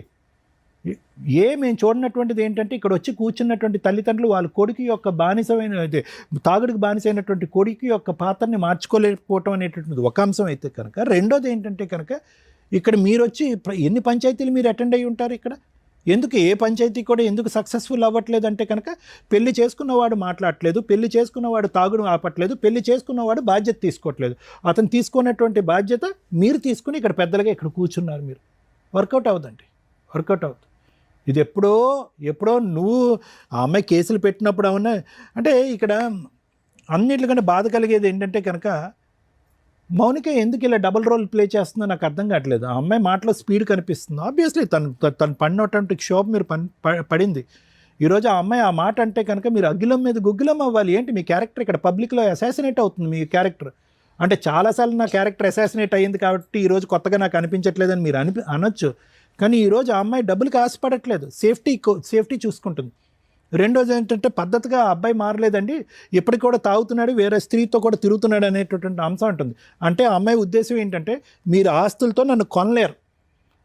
తాగుడు క్యారెక్టర్ పరంగా అతను అలాగే ఉన్నాడు, క్యారెక్టర్ పరంగా మా మామే ఉన్నాడు, ఏం చూసి ఆ ఇంట్లో 2 పిల్లలు తీసుకుని నేను పోవాలి అనే ప్రశ్నే ఆ అమ్మాయి అడుగుతుంది. ఆ అమ్మాయి డబుల్ మాట అని నేను ఎందుకు అంటున్నానంటే ఇందాక రమ్య మేడం ఒక సాలిడ్ క్వశ్చన్ అడిగారు. అంటే వ్యంగ్యంగా మీ మావ నీతో మాట్లాడి గెటౌట్ అని మా ఇంట్లో అనకపోతే కనుక మా మావ బలవంతం చేస్తున్నాడు నన్ను, మా అత్తగారి దగ్గరుండి మా ఆయన కూడా దగ్గరుండి ఆ గదిలోకి తోస్తుందనే మాట ఎప్పటికీ భరిస్తూనే ఉంటుంది ఆవిడ. అంటే ఏంటి అటువంటి వాతావరణంలో 2 పిల్లలు కన్నావా నువ్వు? నీ భర్తతో 2 పిల్లలు కన్నావా? నీ భర్త క్యారెక్టర్ కరెక్ట్గా లేదు, మీ అమ్మ క్యారెక్టర్ కరెక్ట్గా లేదు, వాళ్ళందరూ కలిపి మీ మాతో కాపురం చేయని చెప్పి బలవంతంగా ఒక పక్క బెడ్రూమ్లోకి తోస్తే అటువంటి వాతావరణంలో నువ్వు ఎల్లకాలం ఉండాలని డిసైడ్ అయిపోయావా? ఈరోజు వ్యంగ్యంగా మీ మామ మాట్లాడేటప్పటికి పబ్లిక్గా వచ్చి ఆ చౌరాస్తా దగ్గర నువ్వు ధర్నా చేస్తావా? అంటే నీ పద్ధతి ఏంటి, నీ ఆలోచన ఏంటి? కేవలం ఏం లేదు, ఒక పెళ్లి చెడిపోయింది కాబట్టి 2వ పెళ్లి కూడా. ఎంత పెళ్లి చెడిపోయినా కూడా అంత అంత అంత అంత దిగజారిపోతాము మనం. ఈరోజు గట్టిగా మాట్లాడుతుంది మౌనిక, గట్టిగా మాట్లాడుతుంది, నిలదీస్తుంది, వేలెత్తి చూపెడుతుంది, నానా విధాలుగా మాట్లాడుతుంది. తాగుబోయేటటువంటి భర్తతో అసలు నువ్వు ఎందుకు కాపురం చేసావు? ఒక వాతావరణంలో మామ యొక్క క్యారెక్టర్ బాగాలేకపోతే కనుక అటువంటి వాతావరణం 2 పిల్లల్ని ఎందుకు కన్నావు? ఈరోజు మామ గెటౌట్ అనేంత వరకు మామ వైపు ఏలెత్తి ఎందుకు చూడలేదు? అంటే 10 సంవత్సరాల తర్వాత మామ గెటౌట్ అంటే కనుక 10 సంవత్సరాల పాటు ఇదే వాతావరణంలో నువ్వు ఉండేదానివా? సో ఈ అమ్మాయి మాటలో కూడా అసలు లాజిక్ లేదు, రీజన్ లేదు. అంటే మీరు రమ్య మేడం అంటుంది, మీరు ఆడపిల్లని అడుగుతారు కానీ ఆ వెనకతలు ఉండేటటువంటి భాగవతం మీకు తెలియదు అంటే కనుక అటువంటి భాగవతంలోనే కదా కర్మ. నువ్వు 3 సంవత్సరాల పాటు కాపురం చేసావు భర్తతో పాటు 2 పిల్లల్ని. ఈరోజు అమ్మాయి యొక్క మనం చిన్న చూపు చేసి చూడట్లేదు. కానీ ఇటువంటి అట్మాస్ఫియర్లో ఈరోజు మళ్ళీ కాంప్రమైజ్ అండి, మళ్ళీ వాళ్ళు కలిసి ఉంటారండి అని చెప్పి అడగటం అనేది హాస్యాస్పదం. ఇక్కడ నెంబర్ 1 మీ అబ్బాయి యొక్క క్యారెక్టర్ బాగాలేదు, నెంబర్ 2 మీ అబ్బాయి యొక్క వ్యసనాలు అసలు బాగాలేదు, నెంబర్ 3 మీ వైపు 1 ఏళ్ళు కాదు 10 ఏళ్ళు మీ వైపు చూపెడుతున్నప్పుడు అటువంటి వాతావరణంలో ఎందుకు వచ్చే అమ్మాయి ఉంటుంది? It's not workable sir. ఈరోజు మీ యొక్క జీవిత కర్తవ్యం ఏంటి అంటే కనుక ఈరోజు మా అబ్బాయికి పెళ్లి చేయటం, ఇంకో అమ్మాయిని తీసుకురావటం, ఆ అమ్మాయితో ఇంకో 2 పిల్లలకి అంటాం కాదు. తక్షణ కర్తవ్యం, జీవిత కర్తవ్యం ఏదన్నా ఉంది అంటే కనుక మీ తల్లిదండ్రులుగా మీ ఇద్దరికి మీ అబ్బాయి కౌన్సిలింగ్ ఇవ్వండి, లేదంటే సరైనటువంటి రిహాబిలిటేషన్ సెంటర్లో పెట్టండి, డి అడిక్షన్ థెరపీ ఇవ్వండి, ట్రీట్మెంట్ ఇవ్వండి. ఆ అబ్బాయిని ఒక మనిషిగా చేయండి, ఒక వ్యక్తిగా మార్చండి. ఈరోజు ఏ దమ్ము ధైర్యంతో ఆ అబ్బాయి ఈరోజు మా భార్య తన బిడ్డను తీసుకుని ఇక్కడికి వస్తే కనుక నేను బతుకుంటాను, లేదంటే తాగి చచ్చిపోతానని. ఇప్పుడు ఆ అబ్బాయి తాగి ప్రత్యేకంగా ఏం చచ్చిపోలేదు, ఈ పాటికే ఆ అబ్బాయి లివర్ కిడ్నీ అన్నీ పాడైపోయి ఉంటాయి. పట్టుమని అతని జీవితంలో 5 నెలలు మించి అతను తాగుడు ఆపలే, నేను చెప్పగలను. అతని జీవితంలో 5 నెలలు మించి ఎప్పుడైతే మాల వేసుకుంటాడో 5 సార్లు మాల వేసుకున్నప్పుడు నెల ఆపుంటాడు, అంతే, అంతకు మించి ఆపలే. ఇక్కడ మీ బంగారం బాగాలేదు సార్. మీ బంగారం బాగున్నప్పుడు ఎలాగ అమ్మాయిని ఏం చూపెట్టి ఒక ఆశ చూపెట్టి ఇక్కడ రమ్మంటాం? ఇక్కడ not only protecting the marriage, ఇక్కడ పెళ్ళిని కాపాడాలా, ప్రాణాలు కాపాడాలంటే ప్రాణాలని పరువుని కాపాడాలి. ఇప్పుడు ఆ అమ్మాయి ఏ ఉద్దేశంతో ఇక్కడికి రావాలి? ఆ పెద్ద ఆవిడ ఏడుస్తుంది, కానీ ఏ ఉద్దేశంతో మనం ఈరోజు తీసుకొచ్చి ఇక్కడ పెడతాం? ఏం గ్యారంటీ ఉంది? ఎవరిస్తారు గ్యారంటీ? ఇస్తాడా మీ అబ్బాయి తాగుడు జీవితకాలంలో ఆపుతాడని? అలాంటి గ్యారంటీలు ఎన్నో ఇచ్చుంటాడు అబ్బాయి. ఇస్తాడా మీ అబ్బాయి గ్యారంటీ ఈవిడితో తప్ప వేరే ఆడదాని వైపు నేను చూడనని చెప్పి? మీ వ్యక్తిత్వం గురించి నేను మాట్లాడట్లేదు, కానీ మీ అమ్మాయి అంత మీ కోళ్ళ అంత ఇదిగా మీ వైపు వేలెత్తి చూపెడుతూ ఉంటే కనుక ఏం అడుగుతాం?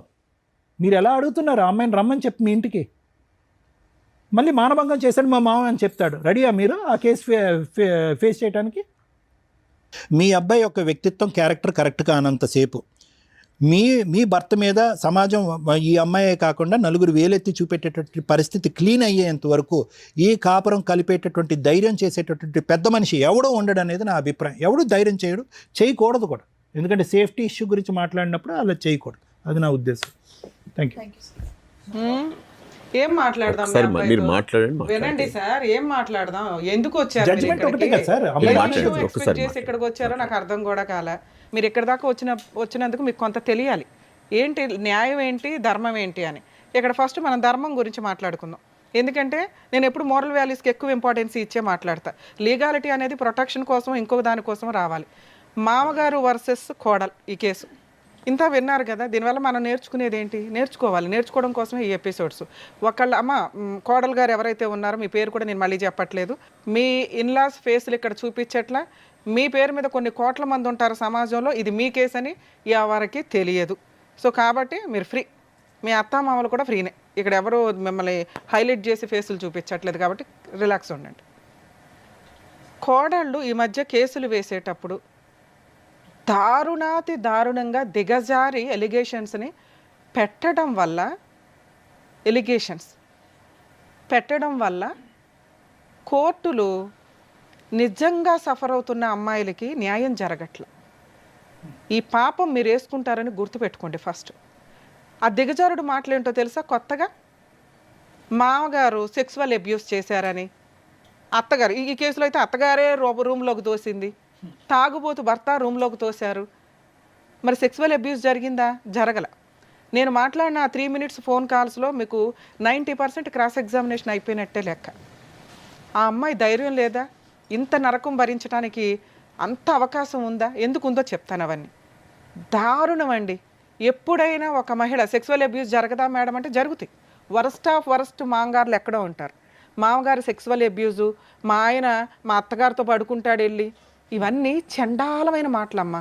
మళ్ళీ మీ అదే క్రాస్ ఎగ్జామినేషన్లో అడిగితే అత్తగారి దగ్గర పడుకోవడం అంటే నా రూమ్లో పడుకోడండి, అత్తగారు హాల్లో పడుకుంటే వెళ్ళి ఆవిడ పక్కన పడుకుంటాడు. తల్లికి ఎప్పుడు కొడుకు చిన్నపిల్లోడే, వాడికి 70 ఏళ్ళు వచ్చినా కూడా. అలాగే మామగారుల విషయానికి వస్తే ఆయనకి 2 కూతుర్లు ఉన్నారు. ఆల్రెడీ ఒక కూతురు కాపురం నాశనమే, ఆ పిల్ల కూడా ఇంట్లోనే ఉంటుంది. ఒక ఆడపడుచు ఇంట్లో ఉండి, మనవరాలు ఇంట్లో ఉండి, దరిద్రాతి దరిద్రంగా ఒక ఎలిగేషన్ వేస్తున్నప్పుడు మనస్సాక్షి ఒకటి ఉంటుంది కదమ్మా. ఫస్ట్ హస్బెండ్ చనిపోయి రెండో హస్బెండ్ తాగుబోతూ వచ్చిన 1-2 monthsకే నీకు సీన్ అర్థమవుతుంది. వచ్చిన 1 yearలో ప్రెగ్నెన్సీ తెచ్చుకున్నప్పుడు మీకు సీన్ అర్థమైంది. ఇంటి యజమాని మామగారు హోల్ అండ్ సోల్. ఎందుకు చేసుకున్నావు పెళ్ళి? ఆస్తి కోసం. మామగారు ఎందుకు పెళ్లి చేశాడు? తాగుబోతు కొడుకు ఎవరో ఒక పిల్ల ఉండి వారసత్వం ముందుకు తీసుకెళ్ళాలి. ఎందుకంటే మన ఇండియన్స్ ఆలోచన విధానం ఆస్తి ఎక్కడికి పోకూడదు. అదే ఆడపిల్లలకి అసలు వెళ్ళకూడదు కొన్ని సందర్భాల్లో. మగపిల్లడు వరస్ట్ ఆఫ్ వరస్ట్ అయినా కూడా ఆళ్ళ వారసులకే వెళ్ళాలి. అదే ఈ మూర్ఖుడైన మాంగారు చేసిన పని. నా కొడుక్కి పిల్లలు పుట్టాలి, అందులో ఫస్ట్ ఇందాక మీరు అన్నారు లేదు, మాకు వారసుడు పుట్టాడండి. మగపిల్లడు పుడితే వారసుడు, ఆడపిల్లలు వారసులు కదా. Mistake number 1. నెక్స్ట్ మా మనవడు పుట్టాడండి, పుట్టగానే నేను 2 ఎకరాలు రాసేద్దాం అనుకున్నాను. రాశారా? రాయిలా. మనవరాలు పుట్టేదాకా మళ్ళీ వ్యవహారం నడుస్తూనే ఉంది. మనవరాలు పుట్టినాక రాద్దాం అనుకున్నానండి. ఇవన్నీ నిజం కాదండి. ఎందుకంటే నిజంగా రాసే వ్యక్తి ఆ 21 days ఫంక్షన్కో లేకపోతే ఆ 1 year కార్యక్రమానికో రాస్తాం. ఈలోపు ఇంకో ప్రెగ్నెన్సీ వచ్చింది. ఇవన్నీ ఎప్పుడు నడుచుంటాయంటే ఈ ఆలోచన విధానాలు పెద్ద మనుషుల పంచాయతీలు టీవీ షోకి వచ్చినాక చెప్తే బాగుంటుంది. ఎందుకంటే వాళ్ళు 6 ఎకరాలు అడిగేశారు కాబట్టి 2 ఎకరాలు మనవాళ్ళకి మనవరాలకి, మన వారసులు అంటే చించేసుకుంటున్నాం కదా, వాళ్ళకి ఇద్దామని ఒక ఇదే తప్ప ఈయనకి ఇచ్చే ఉద్దేశం లేదు. లీగల్గా ఇవ్వటం కుదరదు. ఇది గుర్తుపెట్టుకోండి కోడళ్ళు. మాంగారు ఆస్తిని చూసి కొడుకుల్ని పెళ్లి చేసుకుంటే కొడుక్కి సంపాదన మీదే మీ మెయింటెనెన్స్ ఉంటుంది. కొడుక్కి సంబంధించి అతని ఇన్కమ్, అతని ఆస్తుల మీదే మీకు ఆస్తి హక్కులు ఉంటాయి తప్ప మామగారు అత్తగారు సెల్ఫ్ ఎక్వైర్డో స్త్రీధనాల మీదో మీకు ఎటువంటి హక్కు ఉండదు.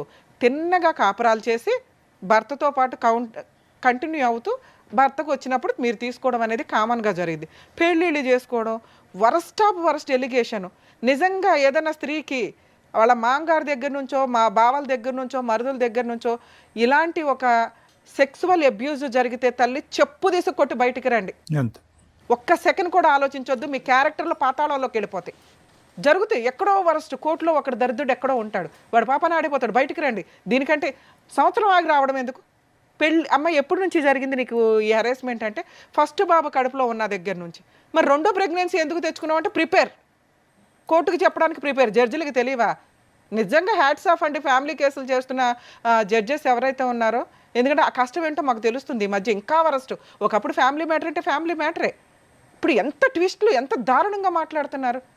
2 years ఎవరండి ఒక మామగారు సెక్సువల్ అబ్యూస్ చేయడానికి రెడీ అయిపోతారు. చేయలే. ఒక అదృష్టం ఏంటంటే చేయలే. సెక్సువల్ అబ్యూస్కి రెడీ అవుతూ రూమ్లోకి అత్తగారు వెళ్ళు అని తోస్తూ భర్త కూడా దోస్తాడట. అలాంటి భర్తతో సెకండ్ టైం వాడు తాగొచ్చి అని ఈడ్చుకెళ్ళిపోతే పడుకుంటూ పోయిందంట. మళ్ళీ ప్రెగ్నెన్సీ. టూ మచ్ అనిపించట్లే మీకు? జడ్జెస్ ఏమో అక్కడ ఊరికే కూర్చుంటారు అనుకుంటారా? మేమంటే మాట్లాడతాం. పాపం వాళ్ళు ఏంటి జడ్జిమెంట్ ఇవ్వాల్సిన టైంలో ఇస్తారు. సెన్స్ ఉండాలి కదమ్మా మాట్లాడేటప్పుడు. మీకు తండ్రి ఉంటారు, మీకు అన్నదమ్ములు ఉంటారు. ఎంత హీనంగా మాట్లాడుతున్నారమ్మా మీరు. ఆయన చెడ్డోడైతే బయటకు వచ్చాయి.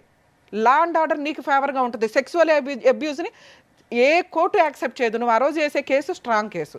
2 years అనుభవించానండి. నువ్వు ఇంట్లో నుంచి ఎట్లా వెళ్ళావు తల్లి? సెక్సువల్ అబ్యూస్ జరిగినప్పుడు వెళ్ళాలి. అదొదిలేసి మామగారు తిడితే ఆయన ఇంట్లో నుంచి తరిమితే వెళ్ళవచ్చు. టూ మచ్ కదా.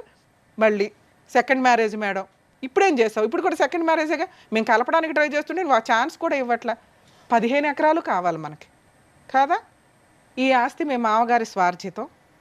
మీకు సెకండ్ మ్యారేజ్ సర్దుకోవడం అనేది ఓన్లీ ఆస్తి కోసమే సర్దుకున్నారు తప్ప నిజంగా సెక్సువల్ అబ్యూస్ని నేనైతే యాక్సెప్ట్ చేయట్లేదు. ఎందుకంటే భూప్రపంచంలో ఏ స్త్రీ కూడా మామగారు ఇట్లాంటి హెరాస్మెంట్ చేస్తే తొక్కుల ఆస్తి కోసం టెంప్ట్ అయ్యారు ఇదయ్యే దరిద్రులు ఎక్కడో ఉంటారు తప్ప మీరు అది కాదు. ఎందుకంటే నేను నమ్ముతున్నా మీ క్యారెక్టర్ని. ఇటువంటి అబ్యూజే జరిగితే ఆస్తి కోసం గంజన్న తినొచ్చు తల్లి, ఆస్తి కోసం క్యారెక్టర్ నమ్మకవద్దు. అమ్ముకున్నారా మళ్ళీ మాట్లాడద్దు బయటకు వచ్చి.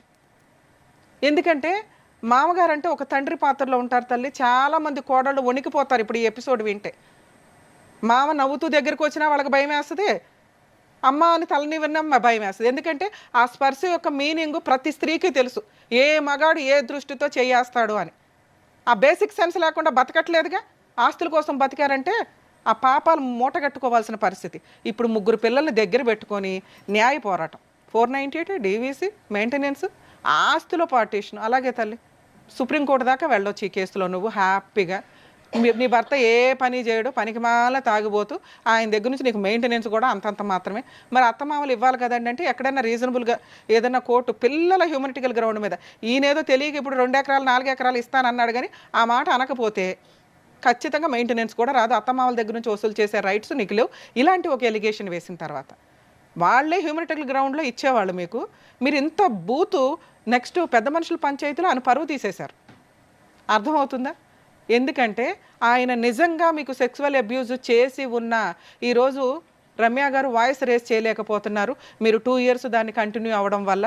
మీ మామగారు ఇంట్లో నుంచి బయటికి వెళ్తే మేడం నేను వెళ్ళలేనండి, నేను కేసులు వేయలేనండి, నాకు ఎవరు సపోర్ట్ లేరండి, సెకండ్ మ్యారేజ్ కాబట్టి నిలబెట్టుకున్నానండి అన్న నువ్వు 10 ఛానల్స్ని కూర్చోపెట్టావు, నిరాహార దీక్ష చేసావు. ఈ రోజున 10 కేసులు వేసి కంటిన్యూ అవుతున్నావు. కేసులు వేయడానికి అన్నీ బాగానే ఉంటాయి తల్లి. ఒక 5 ఇయర్స్ ఫైట్ చేయండి. మీకు జరగాల్సిన న్యాయం కోర్టు ద్వారా 100% నడుస్తుంది.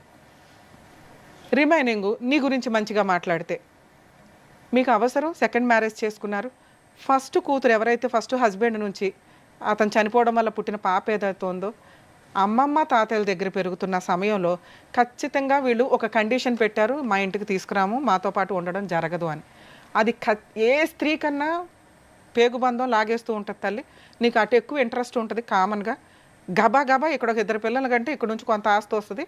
ఎప్పుడైనా 10 ఏళ్ళకన్నా నువ్వు ఈ పంచాయతీ పెట్టేదానివి, ఇప్పుడే కాదు. ఎందుకంటే మీ ఆయన పనికి మనలోడు ఏ తాగుతానే పడి ఉంటాడు ఎక్కడైనా కానీ. నెక్స్ట్ ఆయన పెళ్ళిళ్ళ గురించి అక్రమ సంబంధాల గురించి తెలియక ఆస్తి కోసం మీరు చేసిన ఈ పని ఏదైతే ఉందో మీ క్యారెక్టరే తగ్గిపోయేలాగా ఉంది. మీరు కరెక్టే కాదు అసలు. మీ కోడలు ఆ విషయాన్ని సప్రెస్ చేసింది కాబట్టి ఈ తప్పు జరగలేదు అని మేము నమ్ముతున్నాం. ఎందుకంటే 2 ఇయర్స్ సెక్సువల్ అబ్యూస్ జరుగుతుంటే ఏ స్త్రీ కూడా ఆస్తి కోసం కక్కుర్తుపడి మీ కోడలు లాంటి నిజాయితీ పిల్ల అయితే అసలు ఆగదు. ఆ అమ్మాయి నిజాయితీ పిల్లే, ఆ అమ్మాయికి సెక్సువల్ అబ్యూస్ జరగల. బయటకు వచ్చినప్పుడు చెప్పాల్సిన ఎలిగేషన్స్ ఉంటాయి. ఎక్కేసిన వాళ్ళు ఎవరో ఉంటారు, ఎక్కేశారు. అర్థమవుతుందా? ఎందుకంటే ఆ అమ్మాయికి తినడానికి ఉన్నా లేకపోయినా ఒక మామగారి దగ్గరకు వచ్చి ఇలాంటి ఒక పని చేస్తే పని చేయడానికి ట్రై చేసినా కూడా యాక్సెప్ట్ చేయరు. ఇలాంటి ఈయన ఇక్కడికి వచ్చి ఆ మాట మాట్లాడకూడదు, నాకు కోడలు కావాలండి అని. ఇలాంటి అమ్మాయి ముఖం కూడా చూడకూడదు. ఈయన క్యారెక్టర్ ఇక్కడ ఎందుకు తగ్గిపోయిందో తెలుసా? ఈయన తప్పు చేశాడని కాదు. అలాంటి అమ్మాయిని మేడం నాకు కోడలు కావాలండి మా అబ్బాయి కోసం అన్నారు చూసారా, అక్కడ పడిపోయింది. ఒక మామగారు తండ్రి పాత్రలో ఉన్న వ్యక్తి క్యారెక్టర్ని రోడ్డు మీద టీవీ ఛానల్స్లో పంచాయతీ పెట్టి ఈరోజు మాట్లాడుతుంటే కూడా ఆ అమ్మాయి అంత ఎమోషనల్లో మాట్లాడుతున్నప్పుడు మీ పనికి మాలిన అబ్బాయి యొక్క సంసారం కోసం మీరు అమ్మాయి వస్తే చాలండి అంటే దారుణాతి దారుణం. మీరు ఆ పని చేయడానికి ఇంకా కంటిన్యూ అవ్వడమో ఇంట్రెస్ట్ చూపించడమో మీరు ఆ పని చేశారు అనేది కన్ఫర్మ్ అయిపోతుంది సార్. దయచేసి ఎక్కడా కూడా మళ్ళీ వీళ్ళిద్దరిని కలపడానికి మీరు ట్రై చేయకండి. మీ క్యారెక్టర్ మీకు ఇంపార్టెంట్ అయితే మీకు తెలియక మీరు మాట్లాడుతున్నారు. కేసులు క్లోజ్ అయిపోతే కోర్టుల చుట్టూ తిరగాల్సిన పని ఉండదు. మా అబ్బాయికి ఎవరో పిల్లలు ఉంటారు, 2 పిల్లలు అక్కడ బతుకుతున్నారు. ఆ పిల్లలు ఎక్కడ బతకాలనేది ఆవిడ డిసైడ్ చేసింది, మీరు కాదు. అర్థమవుతుంది? మీరు చిన్న విషయం అంటున్నారు కానీ అదంతా ప్లానింగ్తో జరిగిన విషయం. నిజంగా సెక్సువల్ అబ్యూజ్ ఉంటే ఆల్రెడీ ఒక కూతురు ఇంట్లో ఉంటుంది, ఒక కొడుకు పనికి మాలినోళ్ళు తయారయ్యాడు, మీ పనిష్మెంట్ మీరు పడుతున్నట్టే లెక్క. అందుకే ధర్మం మాట్లాడతాం. లా అండ్ ఆర్డర్ అనేది మన ఇండియన్ కాన్స్టిట్యూషన్స్లో వీటన్నిటిని కలుపుకొనే లీగాలిటీ సిస్టమ్ని క్రియేట్ చేయడం జరిగింది. అంత ఎవిడెన్స్ కావాలి లా ప్రకారం అని. కానీ మోరల్ వాల్యూస్ కొన్ని ఉంటాయిగా, అవి ఎవిడెన్స్ మీద జడ్జిమెంట్ మీద ఖచ్చితంగా ఎఫెక్ట్ పడతాయి. ఇక్కడ అదే జరిగింది. మీకు మీ అబ్బాయిని కాపాడుకోవడం ఎట్లా అని ట్రై చేయండి. మీరు విన్నారు కదండి, 20 ఇయర్స్ అప్పుడు స్టార్ట్ అయిందట అబ్బాయి గారి తాగుబోతుతనం. మాల వేసుకున్నప్పుడు లేకపోతే ఏదన్నా ఏ మాలలు అయితే అన్ని రకాల మాలలు వేస్తారు, మళ్ళీ ఆ మాలలు వేసినప్పుడు తాగడం, మిగతా టైం అంతా ఆన్లోనే ఉంటాడు. రీహాబిటేషన్ సెంటర్స్కి మారాలి అనుకునే వాళ్ళకి రీహాబిటేషన్ సెంటర్లు కానీ మార్చటం కోసం కాదు. ఎందుకంటే మార్చడం అనే బలవంతపు పని కొన్ని రోజులే చేయగలరు, 6 నెలల, సంవత్సరమా, 2 సంవత్సరాల. మీకు మారాలని లేనప్పుడు బయటకు వచ్చి మళ్ళీ పెడితే వాళ్ళని ఎందుకు పరువు తీయడం? మారాలి అనుకునే వాళ్ళకే అవన్నీ. మీరు బలవంతంగా చేసే పని కొంతకాలం తాగకుండా ఉంచడానికి పనికొస్తుంది. మారండి, మాల వేసుకున్నారు, ఏం నేర్చుకుంటున్నారు? అన్ని రకాల మాలలు వేస్తున్నారు, వాటిల్లో ఎన్ని రకాల ధర్మమైన పద్ధతులు ఉంటాయి. అది వేసుకుని భక్తితో వేసుకుంటున్నారా, కొంతకాలం తాగుడు మానేయడానికి వేసుకుంటున్నారా? కొంచెం బేసిక్ ఆలోచించండి. 21 days 41 days ఒక పని కంటిన్యూస్గా చేసామంటే ఆ మంచి అలవాటు అవుతుందట. 10 సార్లు వేసుకున్నారు, 10 ఏళ్ల నుంచి వేసుకుంటున్నారు, 5 ఏళ్ల నుంచి. అమ్మ ఇట్లాంటి కొడుకుని మీరేమి వెనకేసుకొని రావసరలా. అలాగే మీ ఆయన ఆ అబ్బాయి పరువు అంతా తీయవసరలే, ఎందుకంటే మీ పెంపక లోపం ఇది. 20 ఏళ్ల కుర్రోడి తాగుడు మానిపించలేని తల్లిదండ్రులు ఆస్తి మీద కాన్సన్ట్రేషను, సొసైటీలో పరువు మీద కాన్సన్ట్రేషను, ఆ అబ్బాయికి ఏదో పెళ్లి చేసేయాలని కాన్సన్ట్రేషన్. లీగల్ ప్రొసీడింగ్స్ సార్ మీరు నేర్చుకోవాల్సింది, తెలుసుకోవాల్సింది. సత్యనారాయణ గారు, లీగల్గా మీరు ఫైటింగ్ చేయండి, మీకు ఎక్కడా కూడా చిల్లిగవ్వపోదు. మీరు 4 ఎకరాలు పిల్లలకి ఇస్తామనేది కరెక్ట్ కాదు. ఎందుకంటే మీకు నచ్చి ఇవ్వడం వేరు, ఈ రోజున బలవంతంగా తీసుకోవడం వేరు. కోర్టుని డిసైడ్ చేయనివ్వండి, అప్పీల్కి వెళ్ళండి. డైవర్స్ కేసు కంటిన్యూ అవుతుంది. మీ అబ్బాయి నాకు పిల్లలు లేకపోతే మేము బతకలేము, నాకు పిల్లలు కావాలి అంటే మీకోసం పిల్లల్ని మీకు ఇవ్వడం కుదరదు. అత్తమామల కోసం, నానమ్మ తాతయ్యల కోసం పిల్లల కస్టడీ ఇవ్వరు. తండ్రి కరెక్ట్గా ఉండాలి. నిజంగా మీ అబ్బాయికి పిల్లలు కావాలంటే విజిటేషన్ రైట్స్ ఇస్తారు. మీ అబ్బాయి తాగుడు మానేసి మీ కోడలతో మాట్లాడుకొని నా కష్టార్జితంతో నేను నిన్ను పోషించుకుంటాను, మా అమ్మ నాన్న ఇంటికి వెళ్ళొద్దు, మనం బాగా ఓ 10 ఏళ్ళు కాపురం చేసిన తర్వాత అప్పుడు ఆలోచిద్దాం ఆయన మనకు కాకపోతే ఎవరికి ఇస్తారు అని. మీ అబ్బాయికి నిజంగా పిల్లలు కావాల్సి వస్తే మారమనండి, పని చేయమనండి, తాగుడు మానమనండి. విజిటేషన్ రైట్స్కి ఆవిడేసిన ఏ కేసులో మీరు ఒక పర్మిషన్ పిటిషన్ వేసినా మీ అబ్బాయికి పిల్లల్ని చూడడానికి పర్మిషన్ వస్తుంది. మీకు ఆల్రెడీ మనవాళ్ళు లేరా, కూతుర్లు లేరా, మనవరాళ్ళు లేరా, ఉన్నారు. మీ కూతుర్లే మీకు వారసులు అనుకొని కంటిన్యూ అవ్వండి. ఓవరాల్గా ఈ కేసు డైవర్స్కి వెళ్లాల్సిన కేసు అయితే సెటిల్మెంటు. ఇందులో మీరు గట్టిగా ఇస్తే ఎకరం ఏదైనా ఇచ్చుకొని మాట్లాడుకోవాలి తప్ప 6 ఎకరాలకి 4 ఎకరాలకి అసలు వెళ్ళకండి సార్. ఇది ఇలాంటి సెటిల్మెంట్లు చేస్తే ప్రతి ఒక్కరికి ఇదే అలవాటు అవుతుంది. కోర్టు ఏం డెసిషన్ తీసుకుంటుందో తీసుకొనివ్వండి.